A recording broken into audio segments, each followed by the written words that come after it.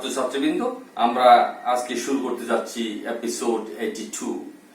আমাদের সাবজেক্ট হচ্ছে introduction to management accounting. এই প্রসঙ্গে আমরা আজকে আলোচনা করতে যাচ্ছি।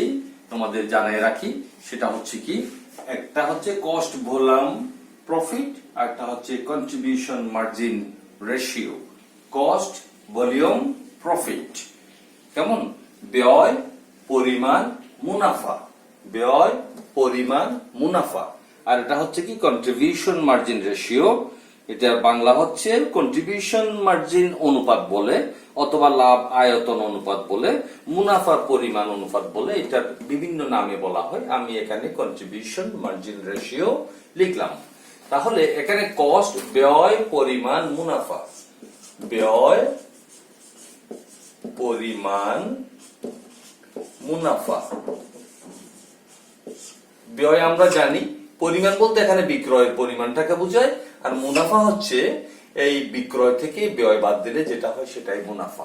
এ প্রসঙ্গে প্রিয় ছাত্রছাত্রীবৃন্দ, আমরা ডিটেইলস আলোচনায় যাচ্ছি। আশা করি তোমরা ভালো আছো এবং মনোযোগ সহকারে আজকের পাঠ উপলব্ধি করছো। প্রিয় শিক্ষার্থীবৃন্দ, আজকে আমরা শুরু করতে যাচ্ছি এপিসোড 82। আজকের বিষয় ইন্ট্রোডাকশন টু ম্যানেজমেন্ট অ্যাকাউন্টিং এর পার্ট 3। আজকের পাঠে যা জানতে পারবে: ব্যয়, পরিমাণ, মুনাফা বিশ্লেষণ, cost volume profit analysis, contribution margin অনুপাত, কন্ট্রিবিউশন মার্জিন রেশিও, অথবা লাভ আয়তন অনুপাত, প্রফিট ভলিউম রেশিও, অথবা মুনাফা পরিমাণ অনুপাত, প্রফিট ভলিউম রেশিও। আসলে মৌলিক দুইটা, একটা হচ্ছে কি কস্ট ভলিউম প্রফিট অ্যানালাইসিস, আর একটা কন্ট্রিবিউশন মার্জিন রেশিও। ওকে, প্রথমে আমরা জেনে নিই কস্ট ভলিউম প্রফিট অ্যানালাইসিস কি। বিক্রয়, পরিমাণ এবং উৎপাদন ব্যয় পরস্পর সম্পর্কযুক্ত। বিক্রয়ের পরিমাণ নির্ভর করে উৎপাদন ব্যয়ের উপর। কেমন?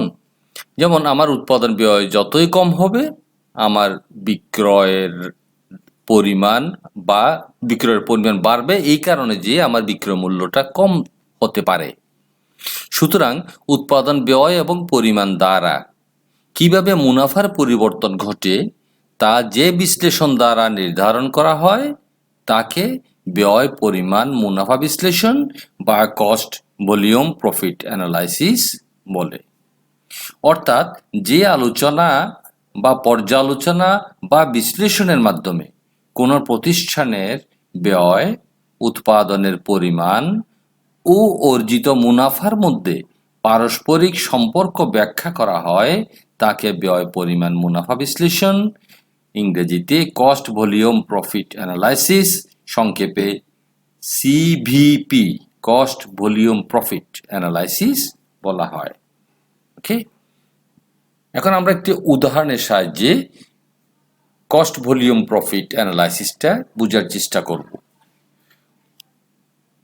একটি পণ্য 100 একক উৎপাদন করা হয়েছে, বিক্রয় করা হয়েছে 100 একক, 35 টাকা করে 3500 টাকা। ফিক্সড কস্ট 2000 টাকা, ভেরিয়েবল কস্ট 1000 টাকা, টোটাল কস্ট 3000 টাকা। তাহলে আমার প্রফিট কত, মুনাফা কত? বিক্রয় থেকে খরচটা বাদ দিলে 500 টাকা। এখন দেখো, আরেকটি পণ্য বা নেক্সট মান্থে, এটা যদি জানুয়ারি হয়, তাহলে ফেব্রুয়ারিতে যদি আমরা মনে করি যে আমার উৎপাদন বেড়েছে 150 একক, তাহলে 150 একক 35 টাকা করে, যেহেতু আমার সেল ভ্যালু 35, 5250 টাকা। ফিক্সড কস্ট 2000 টাকা, কারণ ফিক্সড কস্ট সবসময়ই ফিক্সড থাকে, উৎপাদন বাড়লেও যা, উৎপাদন কমলেও তা। পরিবর্তনশীল ব্যয় বা ভেরিয়েবল কস্ট 1750 টাকা। আগে ছিল কত? 1000 টাকা। এখন কত? 1750। কেন? আমার উৎপাদন বেড়েছে 50 একক, এই কারণে আমার 750 টাকা পরিবর্তনশীল ব্যয় বেড়েছে।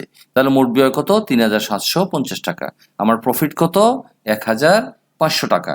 খেয়াল করে দেখো, আগের বারে কিন্তু প্রফিট ছিল 500, সেল ছিল 100 একক।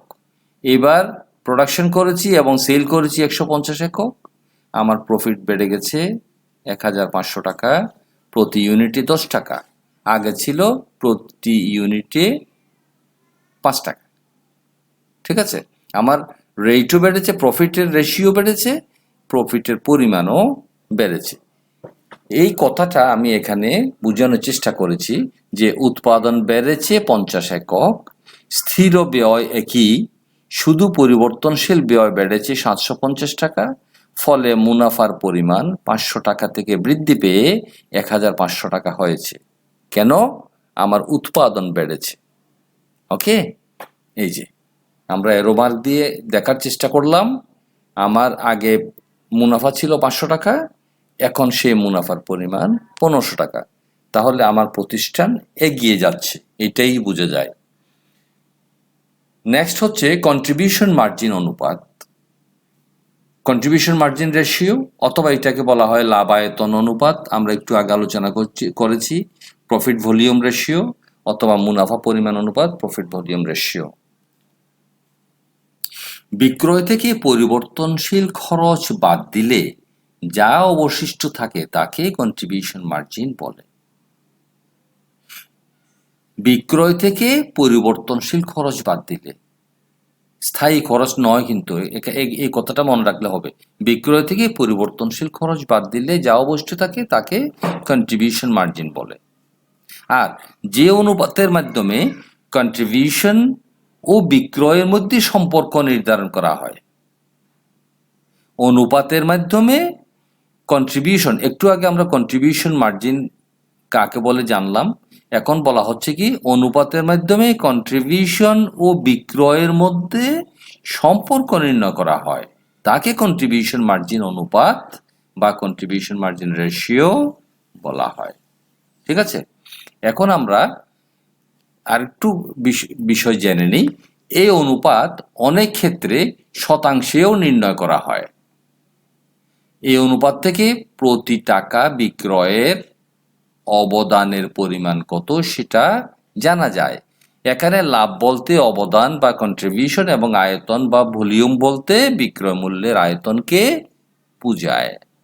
ঠিক আছে, আর সূত্র হচ্ছে, প্রথম সূত্র হচ্ছে কি কন্ট্রিবিউশন মার্জিন ইকুয়াল টু বিক্রয় মাইনাস পরিবর্তনশীল ব্যয়। এই কথাটা কিন্তু সংজ্ঞার মধ্যেও চলে আসছে। আর 2 নম্বর অনুপাতের সূত্র হচ্ছে কন্ট্রিবিউশন মার্জিন অনুপাত equal to contribution margin divide by বিক্রয় ইন্টু 100।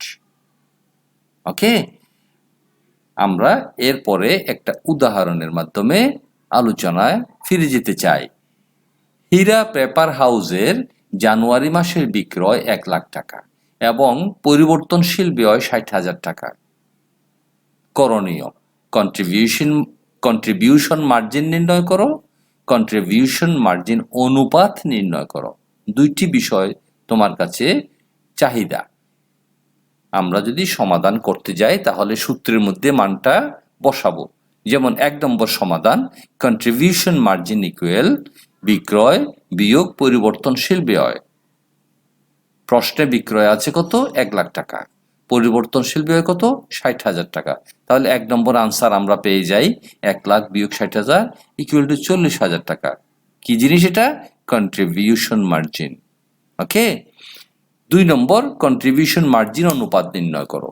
আমরা 2 নম্বর সূত্রটা লিখলাম, কন্ট্রিবিউশন মার্জিন অনুপাত equal to contribution margin divide by বিক্রয় ইন্টু 100 ইকুয়াল টু, আমরা মান বসালাম।